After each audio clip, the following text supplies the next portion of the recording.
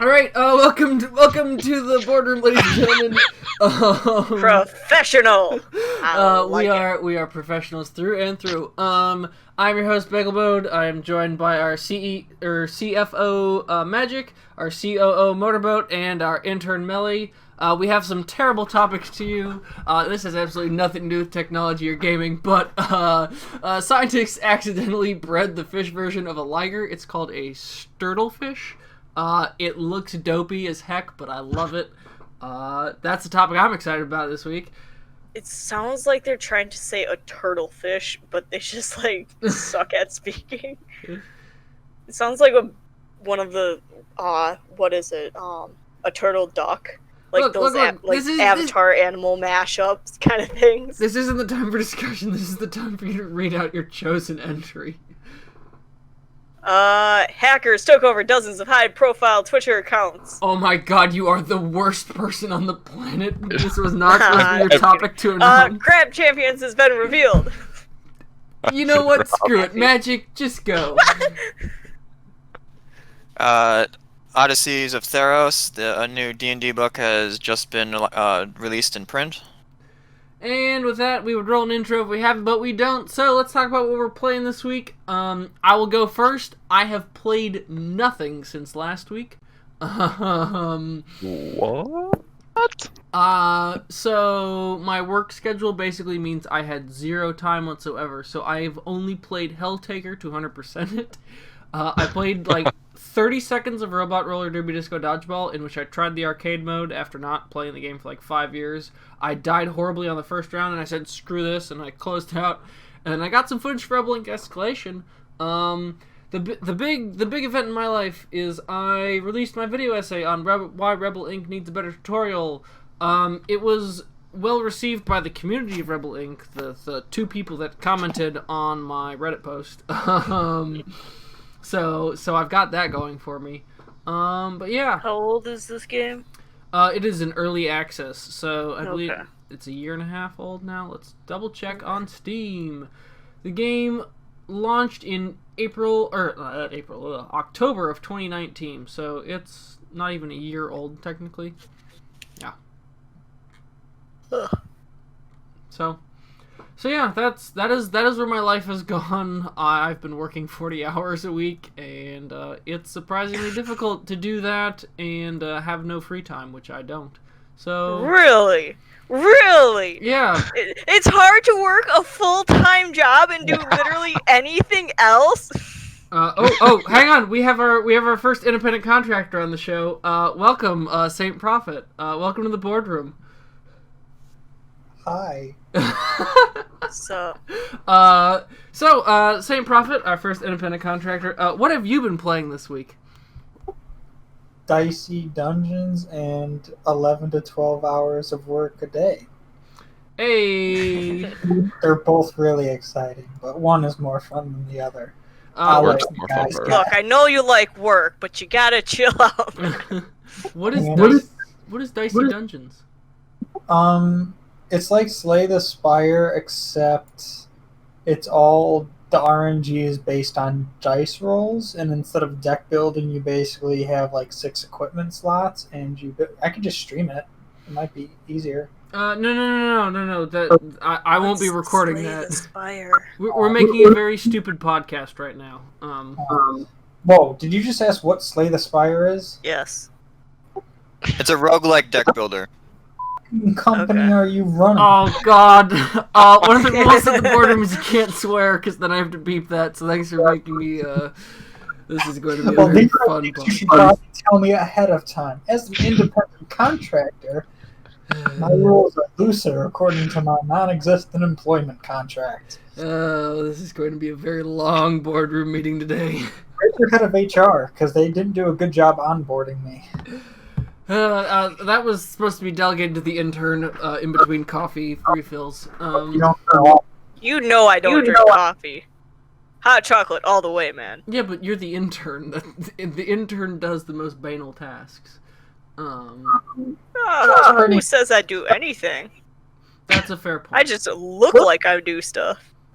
Oh, I also got Halo, but I suck at it on Legendary. So Halo on Legendary is quite difficult. Which one did you start out with? the first one.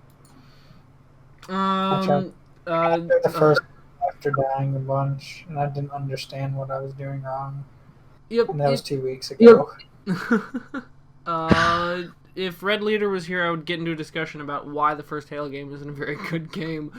Because he really likes the Halo games, and I used to, and then I started playing other games and went, man, these are just okay. Yeah, I've just been playing dicey dungeons because it's pretty easy to pick up and put down. Gotcha. It's a roguelike too, yeah? Yeah. Okay. So, but not it's quick enough where I don't feel sad if I die towards the end. Gotcha. Alright, Motorboat, what have you been playing this week other than League of Legends and Valorant, because we know that's all you ever play? Are you one of those hackers that I saw on Reddit that What? had to take a mental health break from Valorant because they were unhealthy because they suck? No. Can I say that? No! God, no! Dang it. No, I was not one of those people who had to do that. It's just more Celeste this week. I really enjoy the game, and I actually have been using it to it's like a warm up to get like your hands ready before other games. So You use it it's as like- a warm up to get your hands ready? Like, were they not prepared? no, like your hands aren't ready for the motions of. There's a everything. Have you joke never here. played a warm-up match of any game? Yeah. Yeah. Also, I have to go Or beat my bagel, name. sorry. Yes, to what? I would play a few warm-up matches of Counter-Strike before playing with Motorboat, when then we got our butts completely destroyed. 0 of 10 would not recommend playing Wingman when you're bad at the game. 10 out of 10. You know, Would rather recommend. than bleeping, you can just temporarily mute, right? So I do that, and then I add a beep sound effect, so it's just not dead air. Like, I've got this stuff down pat, man. Yeah, but listening back on the podcast, the beeping is loud and annoying, so... I have that set to negative 23 decibels. I'll change it in the future, but no one cares about this. Motorboat, what else have you been playing besides Celeste this week, and are you any good at it compared to your footage that was in the last podcast? I've gotten better. So on the first chapter, I died, I think, 300 times. The most recent chapter I completed, I only died 100. Okay. So we're improving. I was gonna say, I think in, like, the entire, like, 10 to 15 minutes of footage that I had of you playing Celeste, you had not completed the first room of the game. Wait, the first room? Yeah. Oh, Lord. That's rough. I've definitely gotten better than that. I also got my girlfriend to try the game, and I believe on her first run through of the chapter, she actually did better than me. I'm not surprised, considering I had to watch and try and edit your footage. Yep. So. But is that it? How's Valorant going? Have you gotten to platinum, and are you still kicking platinum players' butts, or what's the dealio there? No, I've plateaued in Valorant. I think we're still sitting at gold 2 at the moment.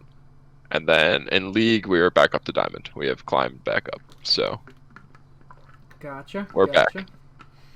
And yeah, other than that, it's just we're on a pretty big win streak, and it's been going well, so I can't complain. All right, Magic. Let's hear it. This is a first for me. I have been not playing that many games this week. Hey, me too. I think this beaten a is just game. a dead week for a lot of us. Yeah, and the news isn't that great either, but I've been playing a lot more Magic. I've experienced a new game mode. It's where you go and combine. It's called Jumpstart. You basically pay some coin in order to actually be able to play the game mode. And you are basically given 3 choices, and you choose from one of those 3, and then you get another choice between 3. And each one of these choices has like 20 cards in it, and then they squish them together, and then you play against other people who have basically created the same system. So it's like things like +1 counters, or like goblins or demons or things that fly or drawing cards and things, basically themes like that. And then real quick with that, when you say you pay some coin in, is that like actual money or is that just in-game stuff? In-game currency. Okay. A lot of modes in Magic the Gathering Online can be entered in. Sorry, all game modes outside of Standard and Brawl require in-game currency in order to join, or the purchasable coinage, which is gems. Obviously, gems are a lot. You pay a lot less gems than coins, but for Jumpstart, it's a reasonable 1,000. Or sorry, 2,000. So in terms of like free in-game money, that's roughly like 2 days worth of play. Ouch. You can get up to I think 1,000, like 500 on average a day if you win 15 games. So it's not unreasonable to be able to achieve that in 2 days. So yeah, it's pretty easy to get into, and I've just been playing more of that recently. But have you been having fun, and have you been just getting your butt kicked left and right? Well, in order to get all the rewards in that game mode, you have to win twice. So that pretty much tells you how difficult it is to win. Gotcha. But it feels really good when you actually have a deck that wins consistently. The problem is that not all combinations are good, but all combinations can be rant. You can run into all sorts of combinations, so every time you play, it's not the same like type of deck, unlike Standard, where it's like, this is the life gain deck, this is the I do a bunch of damage with spells deck, gate deck, or sorry, not gate deck, shrine deck. So you run into archetypes you don't normally see. Okay. Anything beyond Magic? I've been playing Graveyard Keeper, but I've not hit a point where the gameplay has been different than it has been before, so that's why I don't have any more content for that. Gotcha. And that's it? Yep, that's pretty much it. Alright, Melly, your turn. Tell your dog he's a good boy.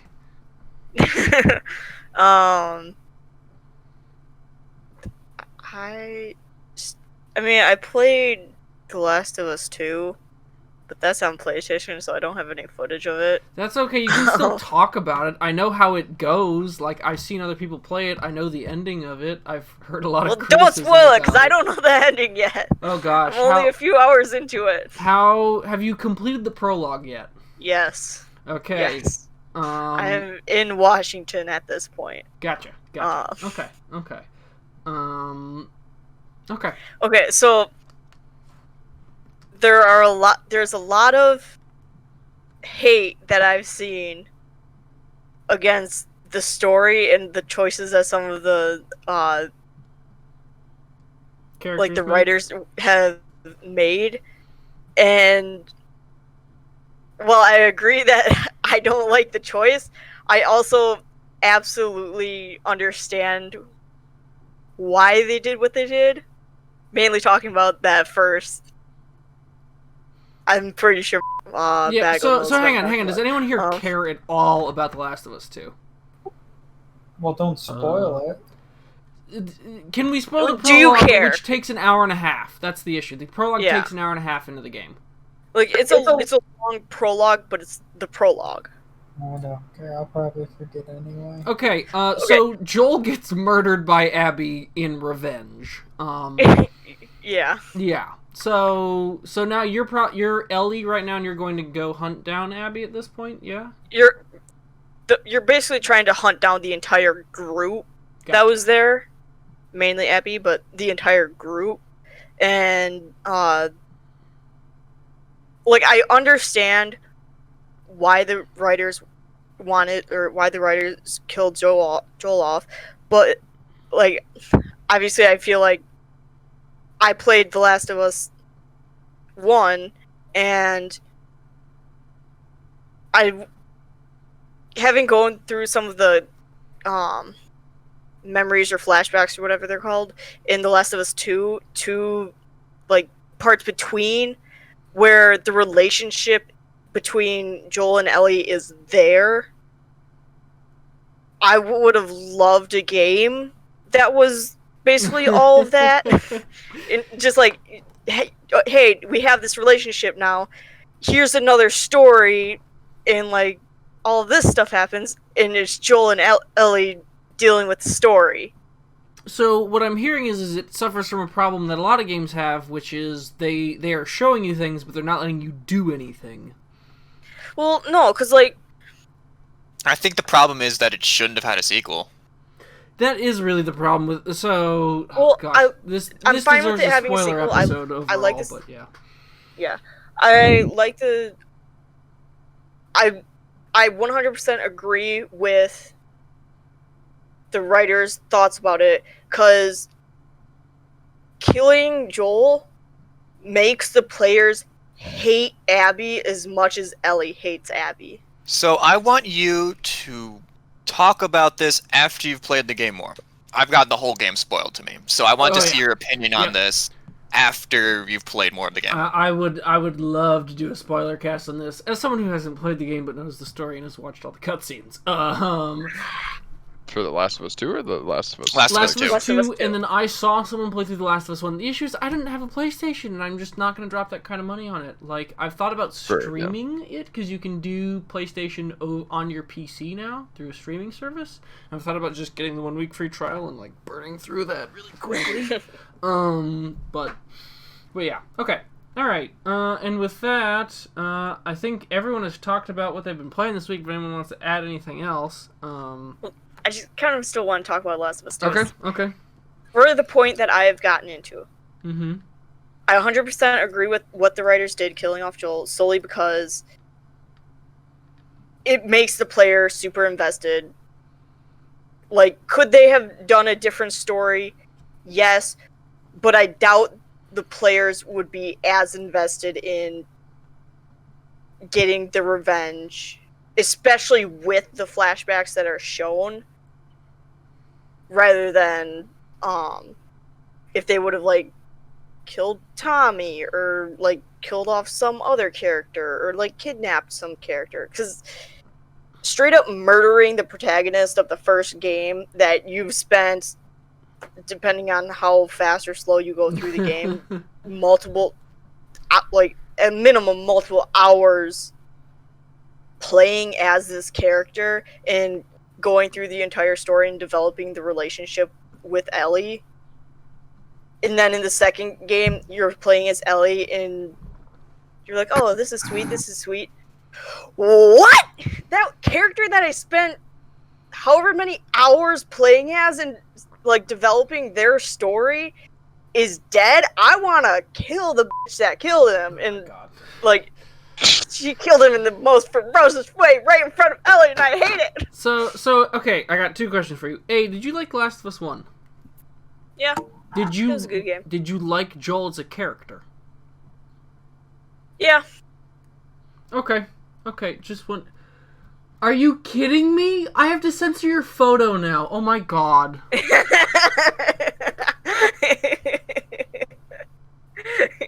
You are the I'll absolute... change it back. I'll change it to something else. I don't know what I'm gonna change. Child, please. I was seeing how long it would take you to notice. Why do you have to make my life difficult? This is fun. This is why you're not getting paid. I want you to know that. Yeah, but I'm also putting in like 3 or 4 hours editing each of these, and now I have to figure out... I'm gonna go cry. Sure, that works. Alright, okay, I got something silly to talk about. So I work at a camping store, alright, and we got a bunch of returned GPS watches. And so I've been playing around with GPS watches, alright? And I have the Garmin Fenix 6, which is a $700 watch. And it's pretty bad. You bought it? No. I get to play around with it for free so I can sell it to other people. But I really don't like this thing. What do you not like about it? Like, what's the issue? So, for starters, it's very difficult for it to be a watch. if I'm in a low light environment and I try to look at it, it's super dark and hard to see.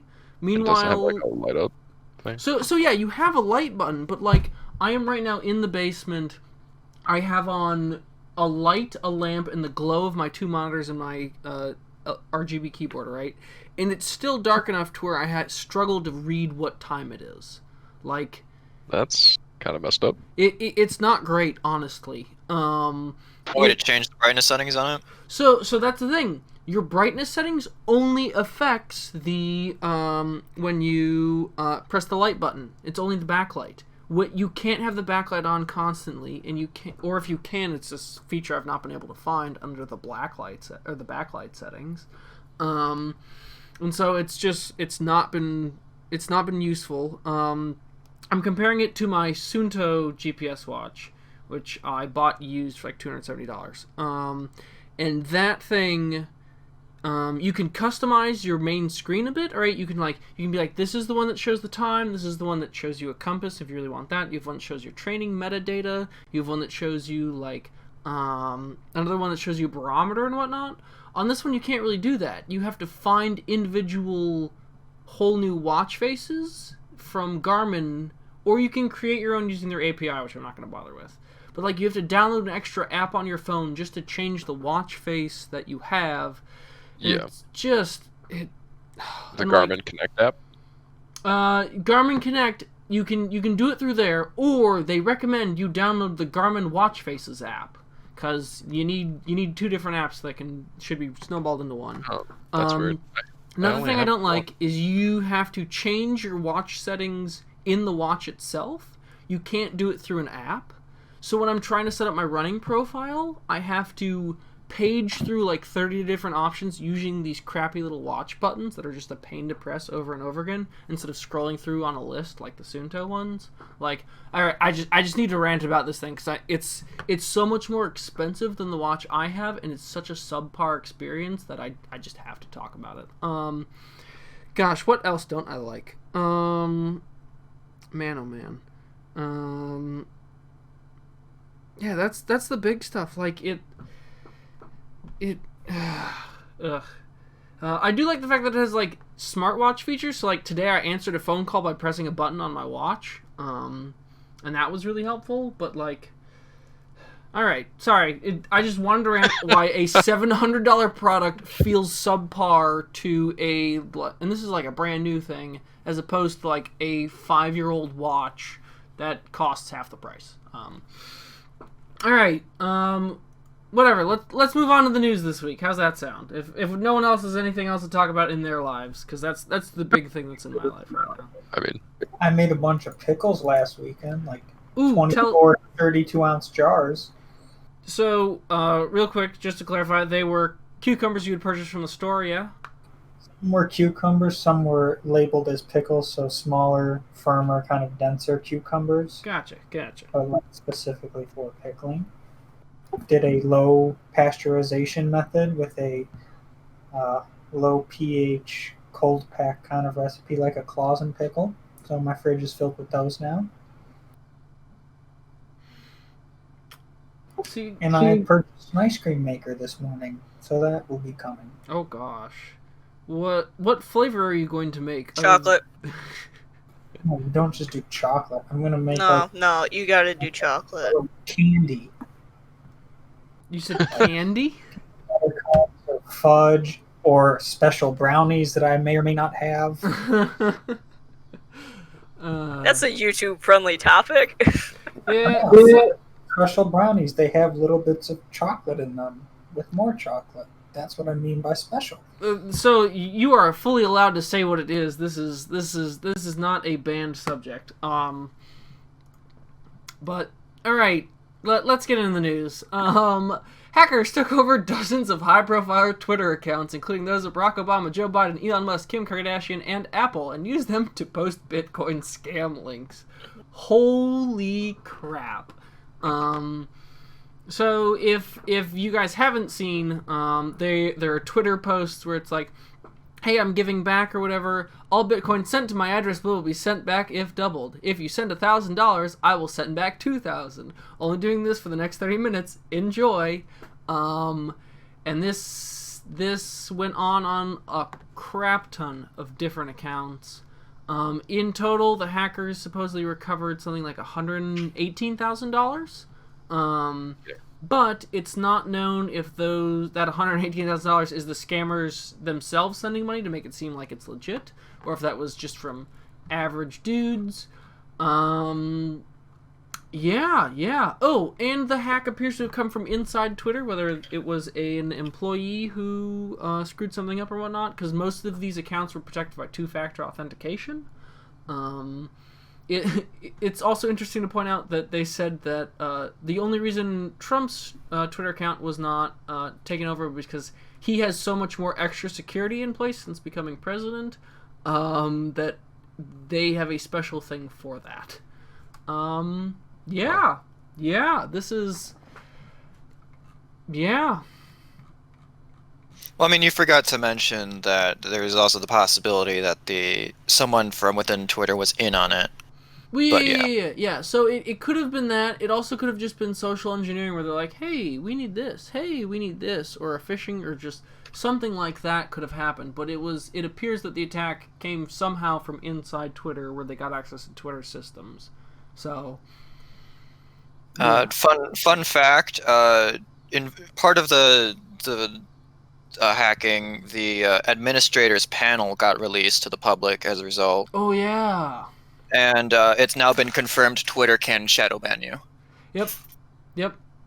That's rather interesting. Okay, I don't want to sound super... Shadow banning is when they prevent others from seeing your account. Yep. Thank you. With, like, they repress it, basically, as opposed to banning you outright. So, and the major advantage of shadow banning is the fact that it makes it just look like what you're doing has no effect, because it has no effect. So, like, it's often used on Reddit, I know, where if you post something, nothing pops up, and so people who post hateful and whatnot stuff just think no one else is seeing what they're doing or reacting to it, because even like negative reactions are sometimes rewards for people, because it just reinforces their behaviors and whatnot. So shadow banning is really useful because it also means that if people don't realize they're shadow banned, then they can't make another account. If you get a ban message that pops up and said, hey, you've been banned, then you just go and make another account. So that's why shadow banning is useful overall in terms of moderation on channels like this. Delays the time of the person remaking a new account. Yep, and sometimes people just give up, because think about it, if you were interacting with the community for like weeks and weeks and weeks and weeks, and it was probably negative, and all of a sudden you start posting things in that community and you get no response back whatsoever, and just everyone starts ignoring you, it could be just, well, this isn't worth my time, no one's reacting, like, screw this. So if I was spiteful enough, I'd make another account. However, remember that shadow banning was also the same thing where TikTok was using in order to repress people who were ugly or disabled. Correct. So Well, it can be used. It can be used good or bad. Yes. I was gonna say recently with the whole Black Lives Matter thing, TikTok was repressing a bunch of artists, and then also with artists who were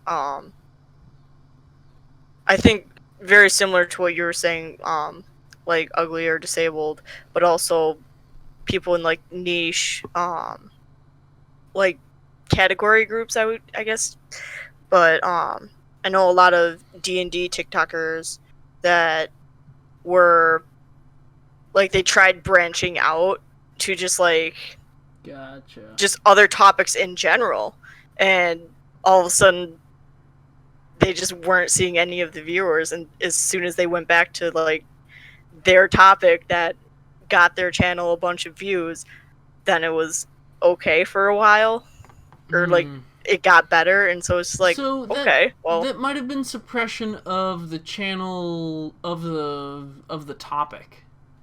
In that case, that kind of sounds like what that is, where they go, all right, if you post this topic, you are either you shadow ban them, or you make it so it's much more difficult for them to gain traction. Where like every 10, I don't know what you use on TikTok, like upvotes or retweets or whatever, but every 10 of those only count for one. Yeah. Likes? Okay, yeah. I don't know, something.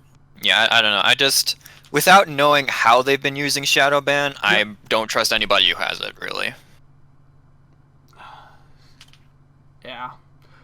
Because, like I said, it can be used good or bad, and it's just kind of shady no matter what. Do we got anything more here? About your fish. Well, Or- I'm talking about this topic, not about. We can talk. Oh, We are going to talk about the fish. The fish is gonna be next. All right. All right. So scientists accidentally breed the fish version of a liger. These things look so dopey. They're called sturtlefish because they're a cross between sturgeonfish and paddlefish, and they have this stupid long nose, and their mouths are in a funky place. Stupid. It looks like a platypus almost. Yeah, Like, yeah. the and face they're- almost looks like a platypus with just like a mouth below the bill. Well, to be fair, that is that is just like a hatchling, so it's not really the adult version of the fish. Well, no, they have photos of the adult ones in the, or they have young but not fully adults. But like, no, they. It takes many years for a sturgeon and a paddlefish to become an adult, so they wouldn't have pictures yet. These are all juveniles who just look funky. How long ago were they bred? But still, it's absolutely bizarre. Long story short, they were trying to get it to where weird genetics thing. Long story short, they were trying to get it so where the egg would basically automatically activate itself and just like act as if it's fertilized and grow its own grow itself. And they were using paddlefish sperm because they're like, oh, it's about the same as sturgeon sperm, so like this should get it going.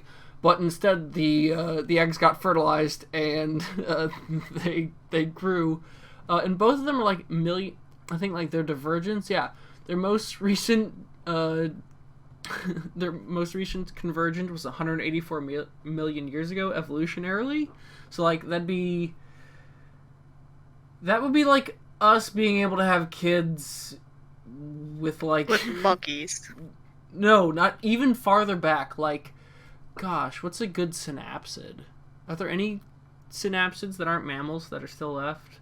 Magic-y would help me out here. I don't think so. It'd almost be like being able to have kids with turtles. All right, like it makes no sense.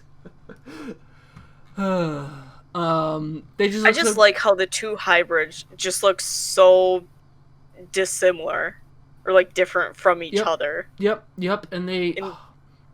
These are so funny.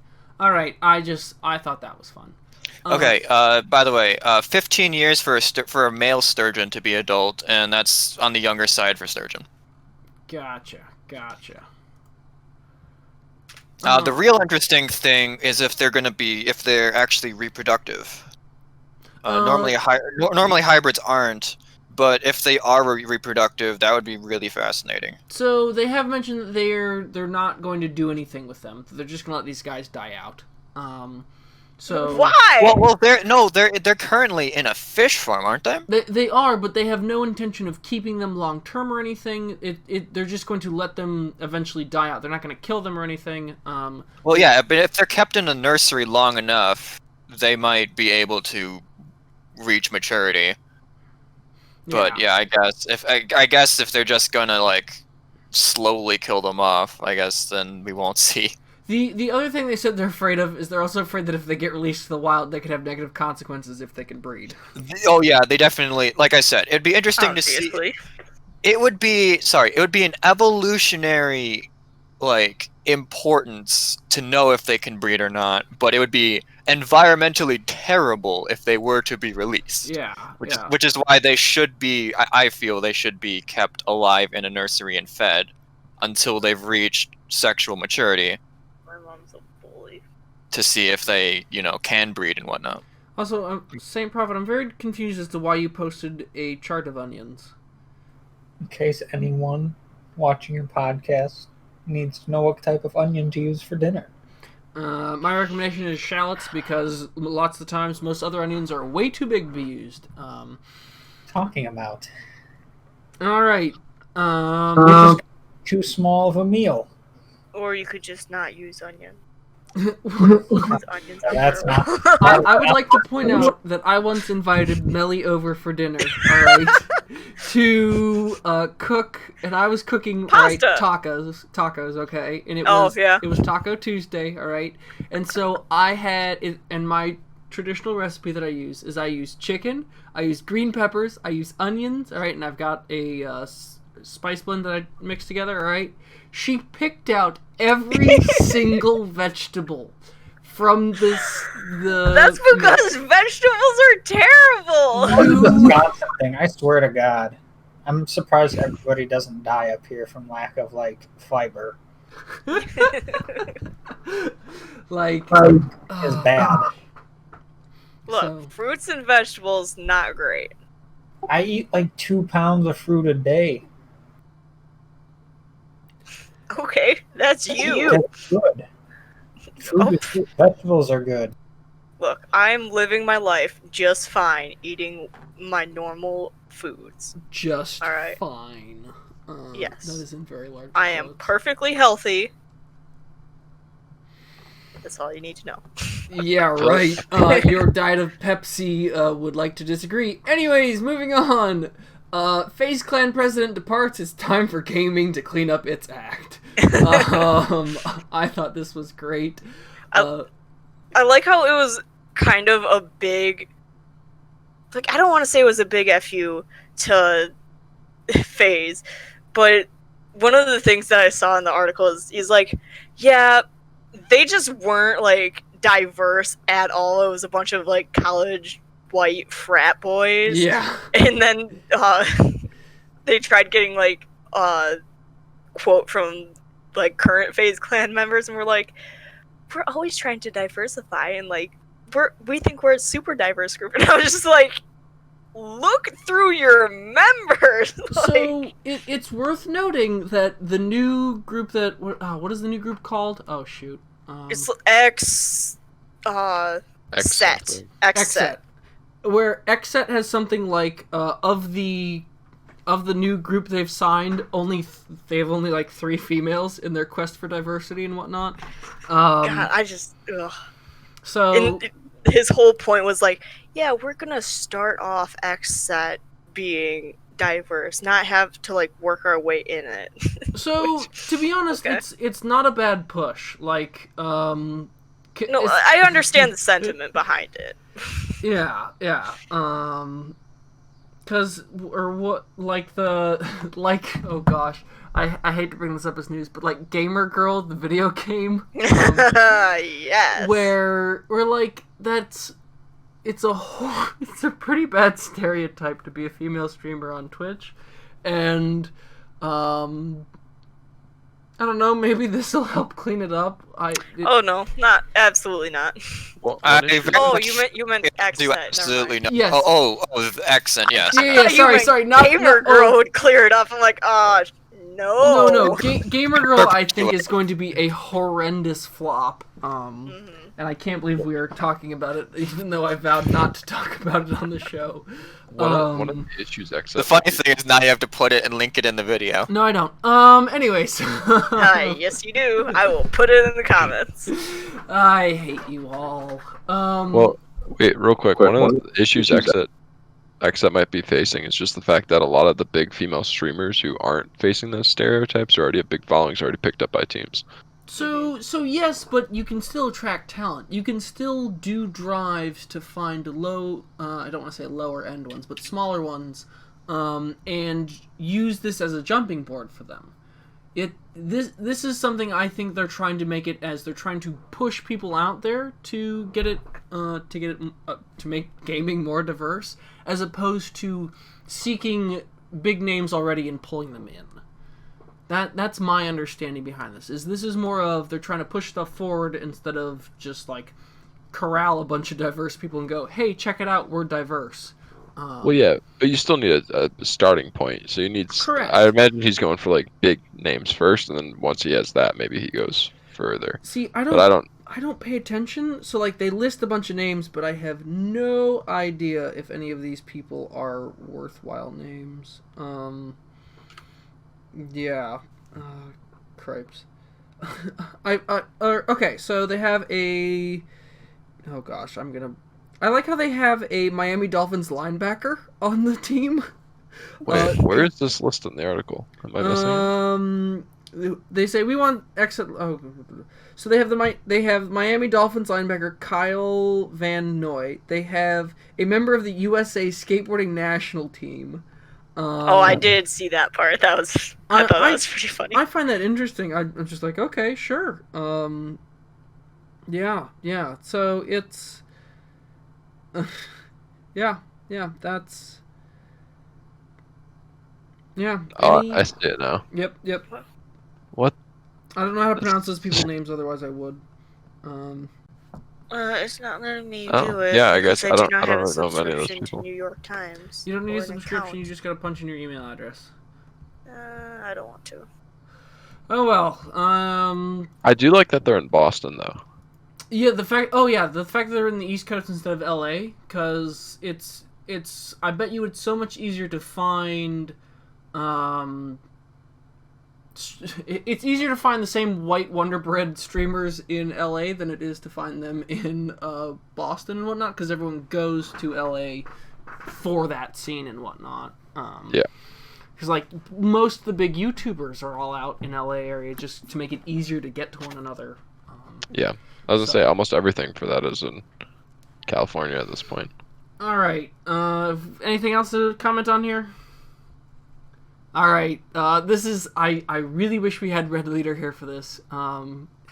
He will be joining us in a few weeks actually. But Really? the U.S. Army is losing the war on Discord. Twitch forces U.S. Army to stop tricking viewers with fake giveaways. So, bit of context in case you didn't know, the U.S. Army has an esports team, which they use for recruitment and the like. And one of the things they have is they have a Discord channel and they have a Twitch stream, and they've had this Discord stuff for like three or 4 years now, if I recall, and just no one's noticed them. And now that they've been noticed, people are going onto the Twitch chat and they are going onto the Discord server and they are asking about U.S. war crimes, and they're getting immediately banned. Now, what's interesting is because this is run by the U.S. Army, banning these people for asking about U.S. war crimes is technically a violation of the First Amendment to free speech. So, there's probably going to be a lawsuit here soon about that. But what was better? When they had that Twitter campaign where they asked people what the Army did for them. Yep. What is it? I got cheated. My best friend cheated on me with my wife, and I'm now afraid of fireworks. I think that was one of my favorite responses from it.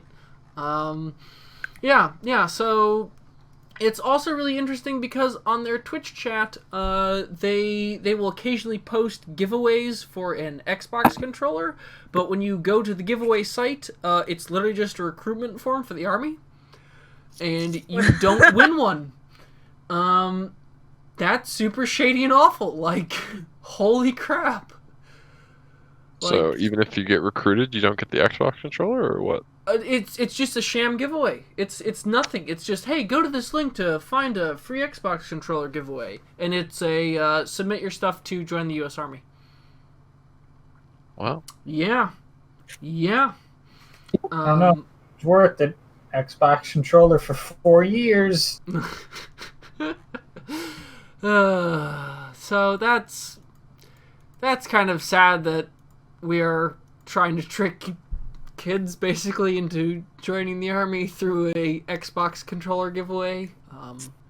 Well, we've already been tricking kids to join the Army through literally paying for college.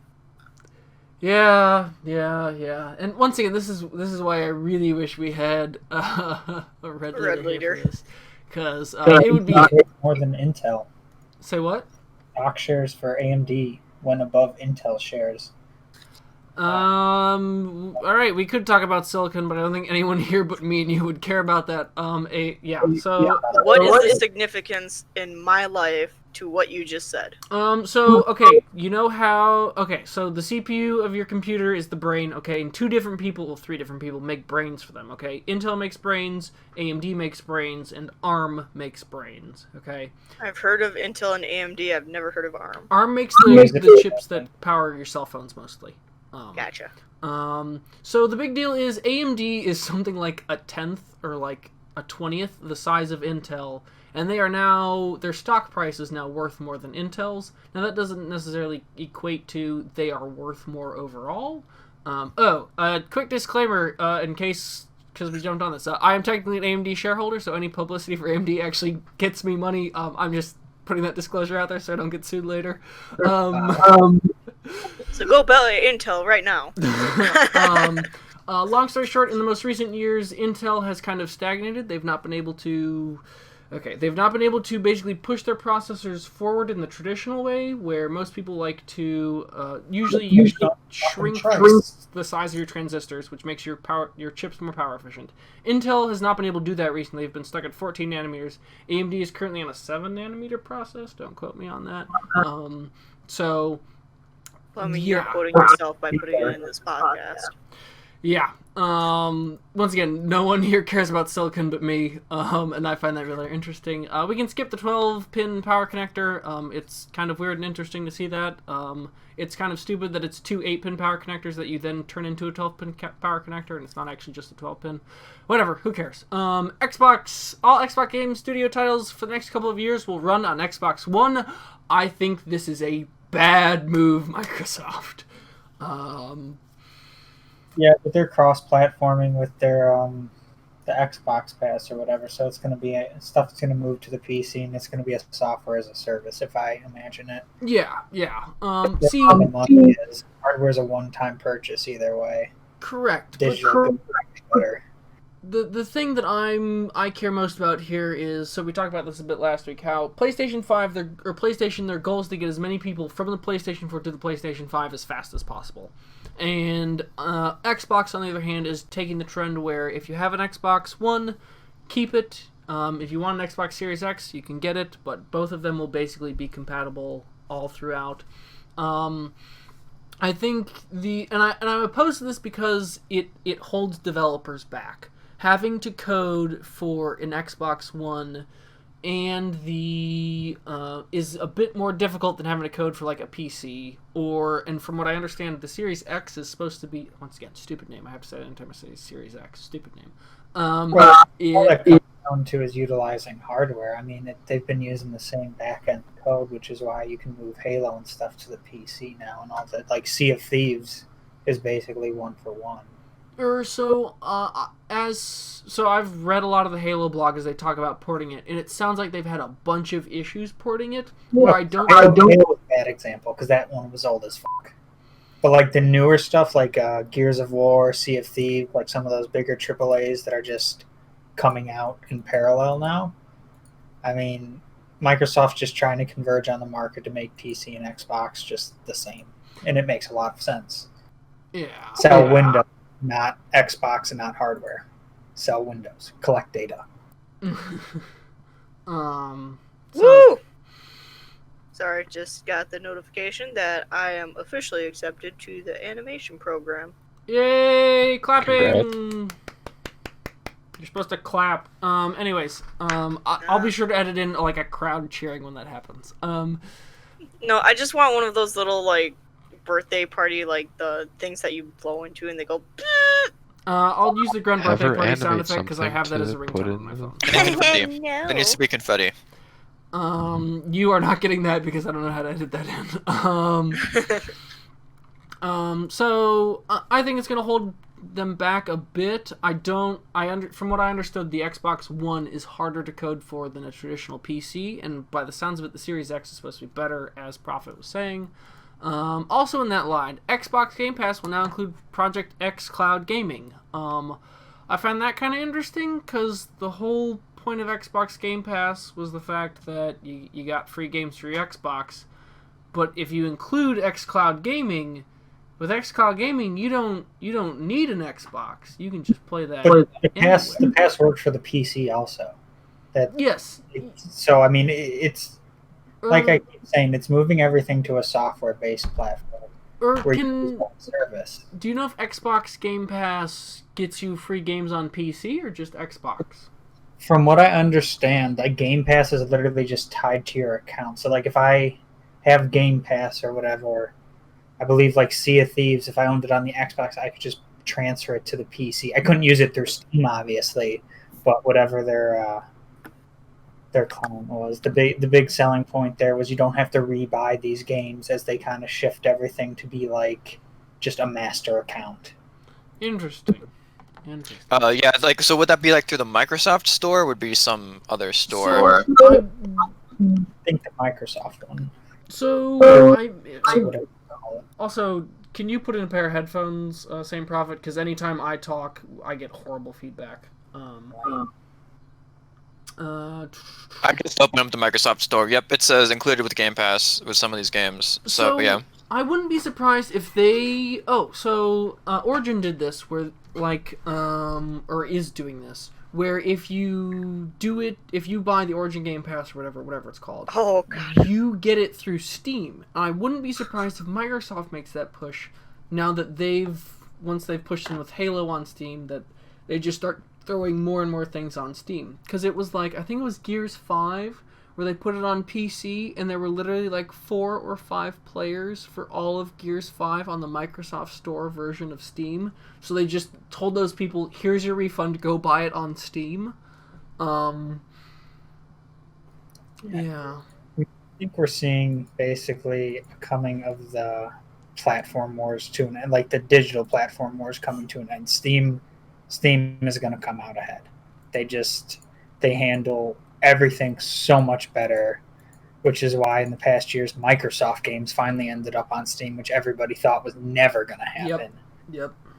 And I think Origin will be less willing to in some of them, but honestly, they've always had a pretty contained environment for some of their bigger ones, like the Battlefield series and the sports ones, and I think that's not a problem. I know some Origin games kind of still end up here, but I think for the most part, Microsoft is going to throw in the towel. Ubisoft and EA won't, though, because they have bigger catalogs.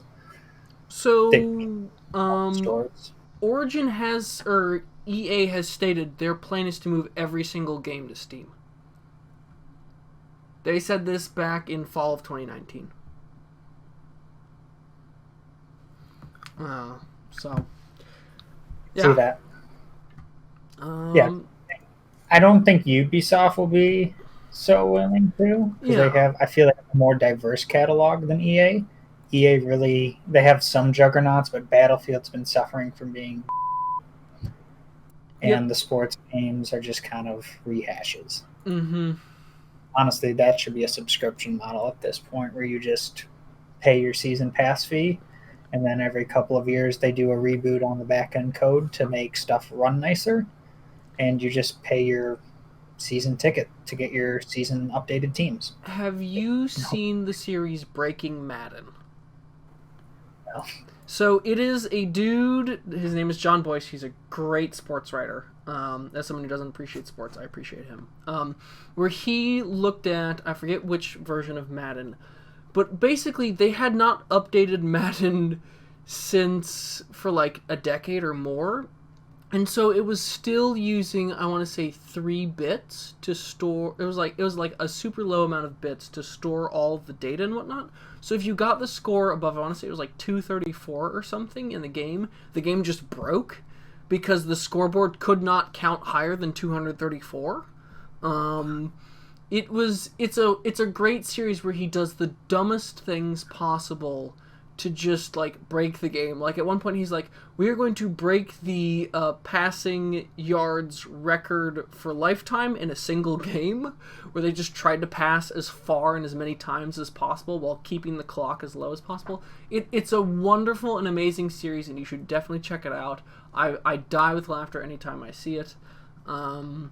And if we've got nothing more to talk about here, we can talk about Magic's topic, because I did not get around to reading this because it was such a long, and I didn't really understand what was going on. Mythic Mythic Odysseys, I was about to call it Odysseus, of Theros for Dungeons and Dragons has come out. It's a setting book with a few subclasses, and I think that's what I got from it. Yes? I mean, yeah, I guess if you want to put it as blunt as possible, yes. See, I looked at this and I went, huh, it's not another Xanathar's Guide to Get... I was like, Guide to the Galaxy. Xanathar's Guide to Everything, or Volo's Guide to Monsters, so not buying it. Well, you see, the thing is that I think the developers, I couldn't tell you where they said it, but they said that in order to get more people to buy the D&D books, they basically put them out as infrequently as possible. Because if you put out like they did for 3.5, like a book practically like every few months, then you just overwhelm everybody with books. However, with the this being the second official setting from Magic the Gathering, this could mean that they're more frequently going to be introducing settings from there, which would include, because it's not just new subclasses, but it's also and a few more races. There's also tons of monsters and thematic information. So from this, you could use it as a jumping off point for pre-medieval times. So Roman, Greek. You could also probably be able to adjust some of this to like, I don't even know what the time period would be, but like around the time of Alexander the Great, that type of like Indian culture, you could, with the pantheon involved, or for Egyptian setting, I feel like you could probably adjust some of that. So more, it's more not. It's more pre-medieval setting information, I think. Gotcha. It could be adjusted for. So one of my big complaints overall with Wizards of the Coast books and whatnot is they're not categorized, and I wish they were.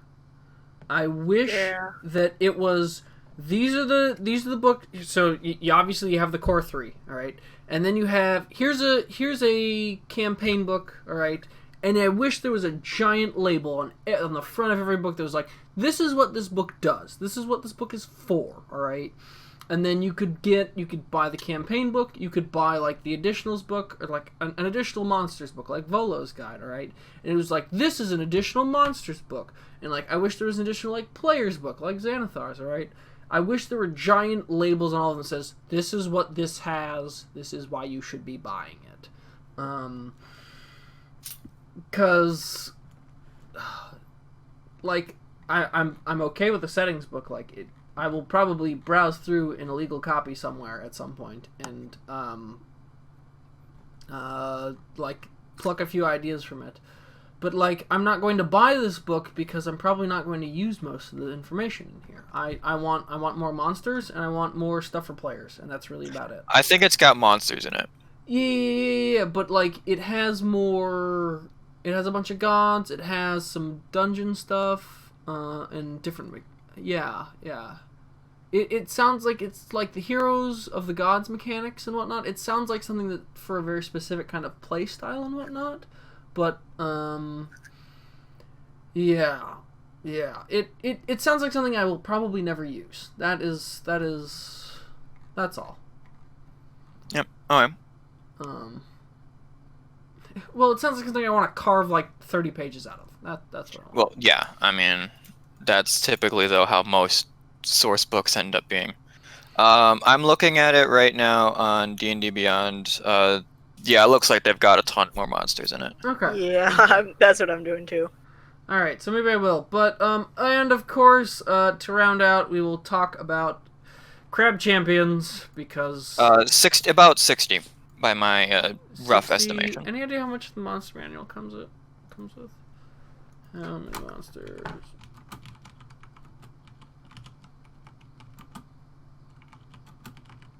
I mean, obviously it's going to have less monsters than the monster manual. Yeah, but how many does that? Whatever 30 times 25 is. That's how many? Yeah. How do you know that? Because the D&D Beyond page only shows 30 creatures, and there's 25 pages. 750? That seems like a lot. I mean, it's every single variation is included in this. Yeah, okay, yeah, and you do have the ones that are literally just stat blocks. Alright, Crab Champions, do we care? Yes. Why do you Great care? game. I'm ready. I am absolutely ready for it. I hate the trailer. It was great up until that boat scene. Oh, yeah. Share your complaints for those that aren't in our so- Discord chat. If you go and look at the... I totally passed it in the news thing. The reveal trailer. Crab Champions reveal trailer. Yep. If you go look that up at, I want to say, a minute and 10 seconds in. yeah, like a minute and 10 seconds in, the crab turns from red to gold. He's sitting on a boat. The boat is floating through the water, but then as the camera pans down, you see that the boat is not actually going through the water. It is about an inch above the water. And I hate that solely because, like I said earlier, it got accepted into the animation thing, and I noticed little animation stuff like that, and it ticks me off. And if this is the official trailer, then that makes me angry. I mean, it's kind of hard to tell with the angle. It looked almost like it was just on top of the water, but the wrong part of the boat was like it wasn't like in the water. It was just like on top of, at least what I saw. Yeah, it looked like the little like the very bottom of the boat was touching the bottom of the, like the top of the water. Exactly. And that was the issue that I had with it. Was just like it's not in the water. It honestly dancing looks above like it. they just had such poor water physics that they didn't bother putting the boat in the water. But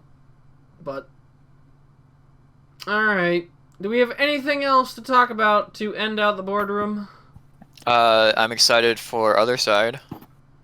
Other side? What is other side?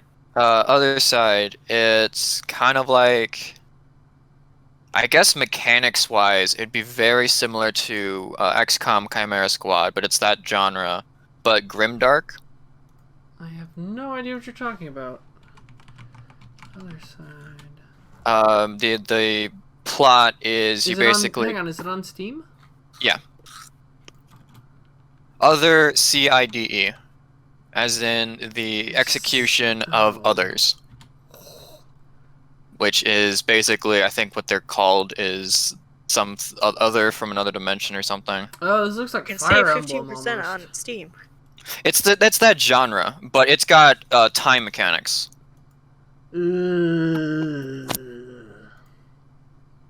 Except it's not like set turns, it's more of like you move a certain distance along a time meter or something. I don't know. I'm excited to should check it out. How much? When does it come out? It comes out. It comes out on the 28th. Okay, $30. Ooh. Who made this? Have they made anything else? No. Oh, they made Games of Glory. Mixed on Steam. Looks like a MOBA. It's a MOBA. Oh my god. Okay. Only 3 I don't know. members. Just from the trailer, it looked really interesting. Alright, do we have anything else to talk about? Not really. Alright, Not Melly, congratulations on getting your animation school. Thanks. I had no faith, but whatever. Yeah, neither did I. But, you know. I mean, And they with could always take the seat away from me. that, you are chewing with your mouth full. I can't understand what you're saying. Either way, we're gonna No, be I'm recording there. brushing my teeth. Bye. Bye.